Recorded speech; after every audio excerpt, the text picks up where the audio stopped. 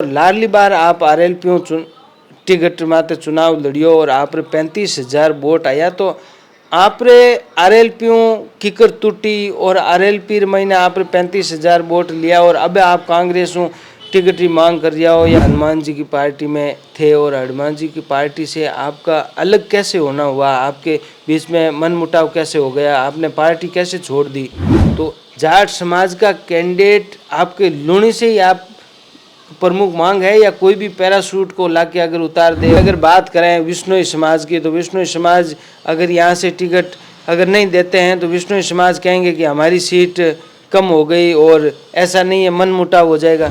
जैसे सुना है कि लूणी से जो सर्वे गया है पार्टी के पास में, इस सर्वे में इस बार कांग्रेस पार्टी कमजोर दिख रही है, तो इसका क्या कारण है और पार्टी को क्या करना चाहिए? लेकिन हमारी प्रमुख मांग है कि भाई लूणी से जाटों को टिकट दिया जाए। राजस्थान महीने विधानसभा चुनाव है और विधानसभा चुनाव पहली टिकट मिली पहली जितना भी टिकट का दावेदार है वे आप तरफों जनता के बीच महीने बात आ रही है और थोड़े ही दिन महीने टिकट की घोषणा हो जावेला। भारतीय जनता पार्टी कांग्रेस सब टिकट की घोषणा कर देला। अब बार हमारे साथ है जनादेसर गाँव रा सरपंच भवनलाल जी जाट और आप लूणी विधानसभा क्षेत्र में आवे और पिछली बार विधानसभा चुनाव महीने आप आरएलपी रे चुनाव चिन्ह माते लड़िया और 35,000 वोट लूणी विधानसभा में लिया और इन बार आप कांग्रेस ज्वाइन कर लिया और कांग्रेस महीने विधानसभा चुनाव महीने एमएलए की दावेदारी कर रहा है।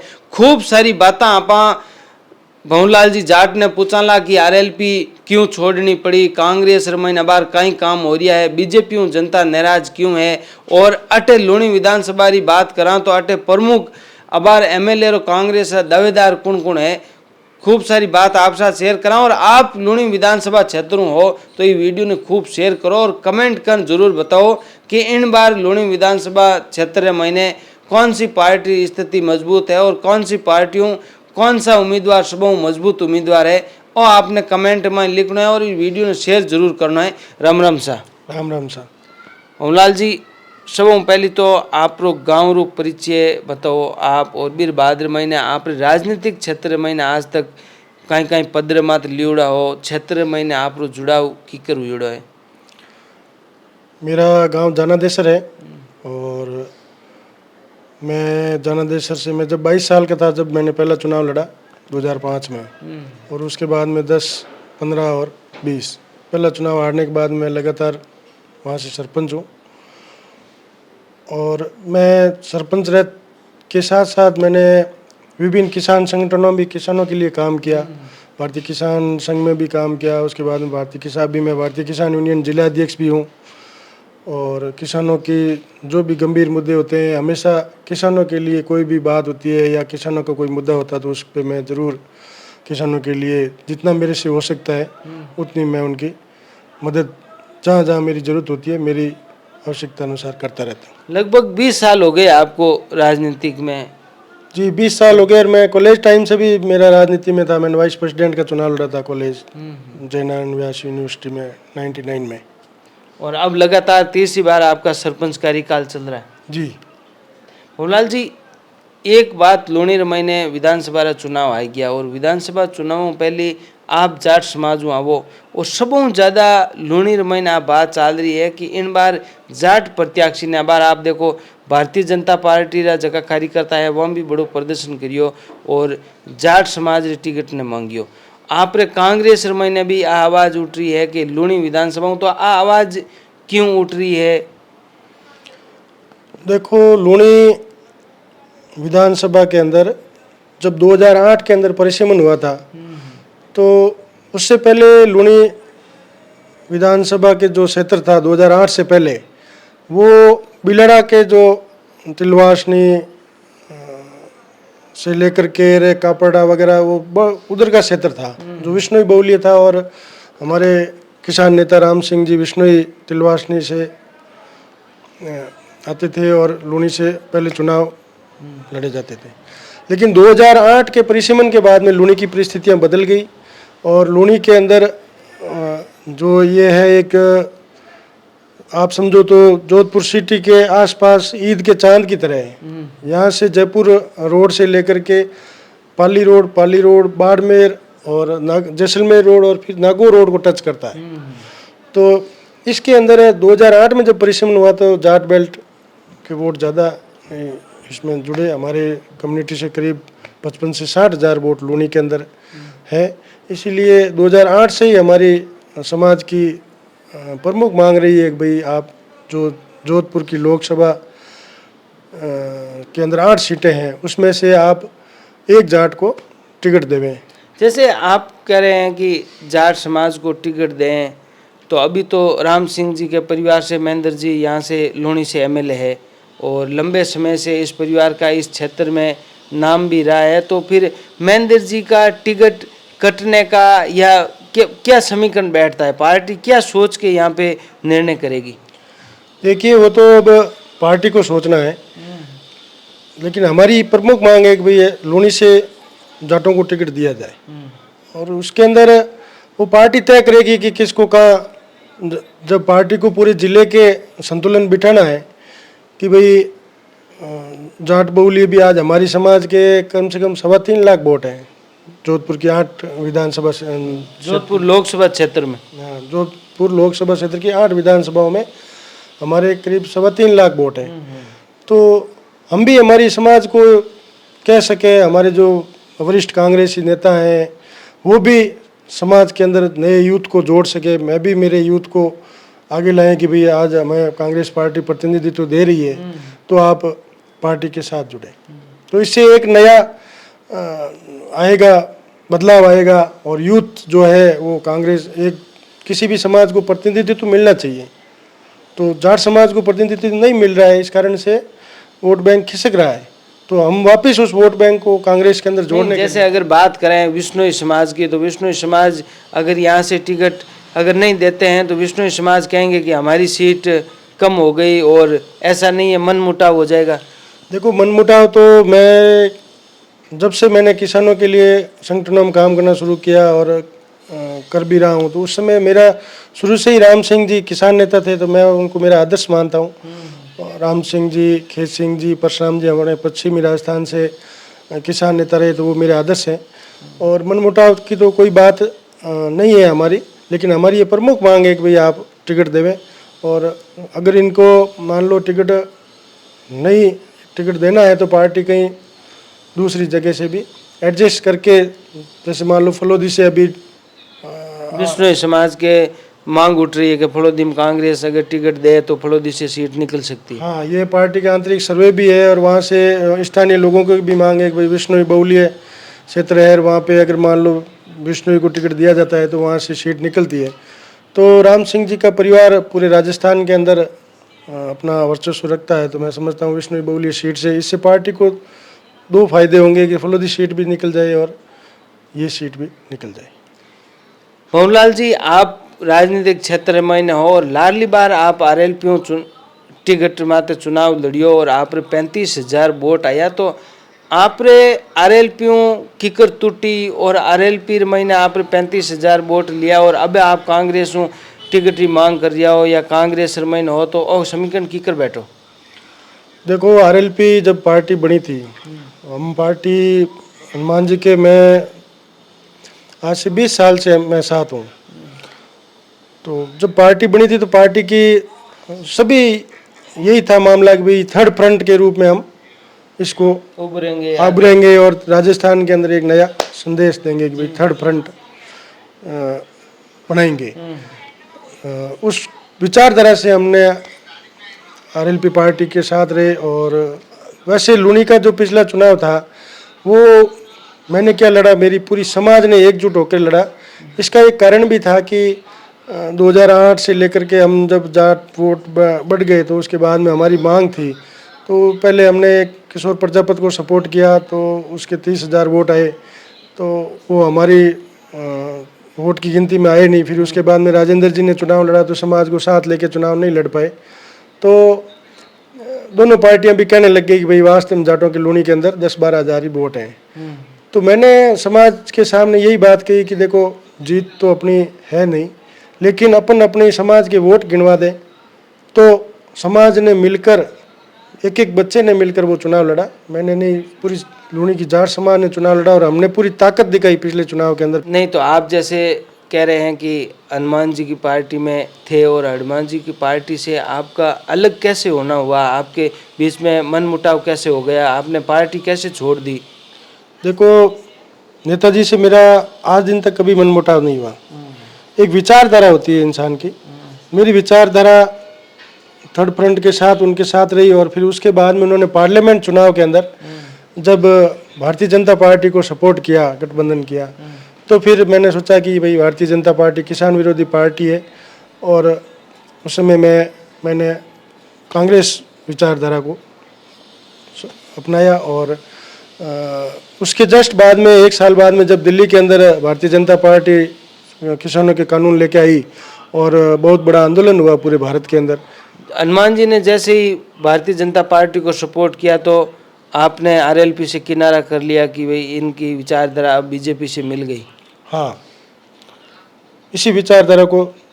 लेकिन फिर हनुमान जी ने तो आगे किसान आंदोलन किया और उसमें फिर वापस इस एनडीए को ठुकरा दिया। हाँ, तो मैं वही कह रहा था आपको कि मैंने उस समय हनुमान जी का जो फैसला था उन्होंने लिया था, लेकिन जब 1 साल बाद में उनको भी पता चल गया कि भाई ये किसान विरोधी है, किसानों के लिए ऐसे कानून बना रही है, तो उन्होंने भी पार्टी गठबंधन तोड़ दिया। तो मैं समझता हूँ उस समय मेरा फैसला सही था। जैसे सुना है कि लूणी से जो सर्वे गया है पार्टी के पास में, इस सर्वे में इस बार कांग्रेस पार्टी कमजोर दिख रही है, तो इसका क्या कारण है और पार्टी को क्या करना चाहिए? देखो, इस बार जब भी जहाँ भी पार्टियां रिपीट हुई है तो लगभग जो पुराने टिकट हैं, सिटिंग एमएलए हैं या जो भी जिसकी परफॉर्मेंस कम रही है क्षेत्र में, चाहे वो किसी कारण से रही हो, तो पार्टी को नए टिकट देने चाहिए। पार्टी किसके आधार पर टिकट तय करती है? क्या क्या काम करवाती है पार्टी जिससे पार्टी को पता चल जाता है कि इस क्षेत्र में इनका वर्चस्व बरकरार है और इस क्षेत्र में इस बार पार्टी कमज़ोर हुई है? देखो, पार्टी के एक तो व्यक्ति के आधार पे देती है, एक मान लो जातीय आधार पे भी संतुलन बनाना जरूरी होता है। जिस तरीके से जहाँ जो जाति ज़्यादा संख्या में है उसको प्राथमिकता दे करके, और SC ST वैसे रिजर्व हो गई है तो दूसरी जगह पे जैसे जैसे OBC सामान्य और जो भी जातियों से हैं तो उनका समीकरण बना के ही वो टिकट वितरित करते हैं।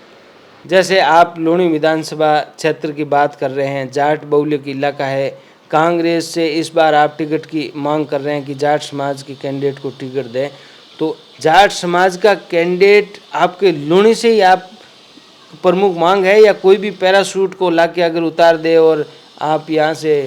नहीं, ये तो मेरी क्या मांग है, आप चाहे किसी भी विधानसभा क्षेत्र में चले जाएं तो उन सभी स्थानीय लोगों की वही होती है कि भाई हमारा स्थानीय आदमी ही आना चाहिए। पार्टी अगर मैं टिकट मांग रहा हूँ, अगर पार्टी मेरे से ज़्यादा अगर कोई स्थानीय पार्टी को लगे कि भाई ये जीत हासिल कर सकता है तो स्थानीय आदमी को प्राथमिकता मिलनी चाहिए। और आप स्थानीय लोगों के साथ में रहेंगे कि लूणी? बिल्कुल, मैं स्थानीय लोगों के साथ में रहूँगा। जैसे लूणी की बात करें तो कौन कौन से काम हुए हैं और कौन कौन से काम अभी नहीं हुए हैं? कांग्रेस का राज कैसे रहा? और बीजेपी में जैसे जोधपुर के सांसद है गजेंद्र सिंह जी शेखावत जो केंद्र में मंत्री है, और उनका इस क्षेत्र में लोकसभा क्षेत्र में क्या काम हुआ है? देखो, गजेंद्र सिंह जी शेखावत साहब को जोधपुर की जनता ने 2 बार जिता के भेजा और 2 बार ही वो केंद्र के अंदर मंत्री रहे। पिछली बार कृषि राज्य मंत्री रहे, इस बार बहुत ही पावरफुल मंत्रालय उनको दिया गया। और लूणी ही एक ऐसा क्षेत्र था जिसके अंदर पिछली बार गजेंद्र सिंह जी को सबसे ज़्यादा वोटों से जिताया, लेकिन गजेंद्र सिंह जी ने पिछले 4 साल निकल गए, इन्होंने यहाँ के किसानों के लिए एक भी कार्य नहीं करवाया। हमारी यहाँ की मूल समस्या थी जोजरी नदी। ये जोजरी का जो पानी है, गंदा पानी यहाँ से होते हुए बासनी और ये जो पूरी फैक्ट्रियों का केमिकल युक्त पानी है जो सीधा यहाँ से बांडू दवा होते हुए बाड़मेर तक के किसानों को प्रभावित करता है। तो हमें आशा थी कि भाई गजेंद्र सिंह जी केंद्र में है और यहाँ से भी हमारे विधायक जी हैं, तो इस बार यहाँ कुछ न कुछ ट्रीटमेंट प्लांट लग जाएंगे और कुछ हद तक पानी साफ होके जाएगा तो किसानों को भी मान लो आगे छोटी मोटी कोई अपने पशुओं के लिए खेती का या ऐसा रहता है, तो उनको बहुत अच्छा आराम मिलता है। लेकिन इसके ऊपर भी बिल्कुल कार्य नहीं हुआ। और पश्चिमी राजस्थान के अंदर और पूरे राजस्थान के अंदर जिससे जल शक्ति मंत्री है, लेकिन योजना तो बड़ी बड़ी, ये लोकार्पण तो खूब बड़े बड़े करोड़ों रुपए के हो रहे हैं, तो ये कौन से लोकार्पण हो रहे हैं और आप जनता कौन सा काम चाहती है? देखो अब कल जो हमारे प्रधानमंत्री मोदी जी की जो यहाँ जनसभा थी, तो उसके अंदर भी लोकार्पण हुए, लेकिन जल शक्ति मंत्रालय का एक भी किसी भी कार्य का लोकार्पण या किसी भी कार्य की घोषणा नहीं हुई। प्रधानमंत्री जी मोदी जी ने अपने सीएम कार्यकाल का एक काम बताया राजस्थान के लिए, जो था कि मैंने माही नदी का पानी गुजरात से राजस्थान को दिया। वहाँ पे सिर्फ वो एक 70 किलोमीटर नहर आई, जिसके अंदर 895 गांव जो है लाभान्वित हो रहे हैं। अगर इस बार अगर यहाँ पे काम होते तो ये माही नदी पे लिफ्ट करके डैम बना देते, डैम बना करके और इस नहर को 200 किलोमीटर 300 किलोमीटर तक आगे लेके आ जाते। तो मैं समझता हूँ ये पश्चिमी राजस्थान के करीब करीब किसानों के जालोर, पाली, सिरोही, बाड़मेर, जोधपुर तक के किसानों को सिंचाई का पानी उपलब्ध हो जाता और जवई बांध भरने का भी, पुनर्भरण का भी कार्य आसानी से हो सकता था। लेकिन इन्होंने आज दिन तक एक भी योजना जो है अपने मंत्रालय से स्वीकृत नहीं कराई। और ERCP योजना जो कि एक राजस्थान की महत्वपूर्ण योजना थी और वसुंधरा जी के समय से चली, उन्होंने इस ERCP योजना बनाई थी और वो आज चेंज हो गया। और गहलोत साहब ने भी इसके ऊपर बहुत बड़ा काम किया।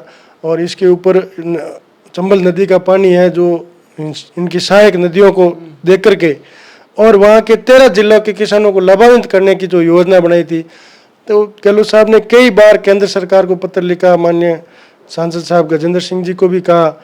लेकिन मैं समझता हूँ गजेंद्र सिंह जी पता नहीं किसानों से क्या ऐसी ईर्ष्या रखते हैं कि उन्होंने एक भी सिंचाई परियोजना राजस्थान को देने की कोशिश नहीं की। देश के अंदर 12 राष्ट्रीय जल परियोजनाएं चल रही है और जिसके अंदर इस राष्ट्रीय परियोजना को, ERCP को राष्ट्रीय परियोजना घोषित करने के लिए CM साहब ने काफ़ी बार उन को कहा, दबाव बनाया। प्रधानमंत्री जी ने अपने पिछले 19 के चुनाव में अपने भाषण में भी बात कही, ERCP योजना को लागू करने की बात कही, लेकिन वो भी अपने वादे से मुकर गए। जैसे अशोक जी भी जोधपुर के हैं और गजेंद्र सिंह जी शेखावत भी जोधपुर के हैं, दोनों के पास में पावर है। अशोक जी मुख्यमंत्री है तो गजेंद्र सिंह जी केंद्र में मंत्री है, तो इनकी अगर तुलना करें तो किसने अच्छा काम करवाया? देखो अशोक जी के तो हजारों कार्य हैं बताने के लिए। आज जोधपुर की पहचान ही अशोक जी है, गहलोत साहब है। और गजेंद्र सिंह जी के मैं तो क्या बताऊँ, आप किसी से भी पूछ लेना, पिछले जो है 9 साल के कार्यकाल में, पिछली बार कृषि राज्य मंत्री भी रहे और इस बार जल शक्ति मंत्री है।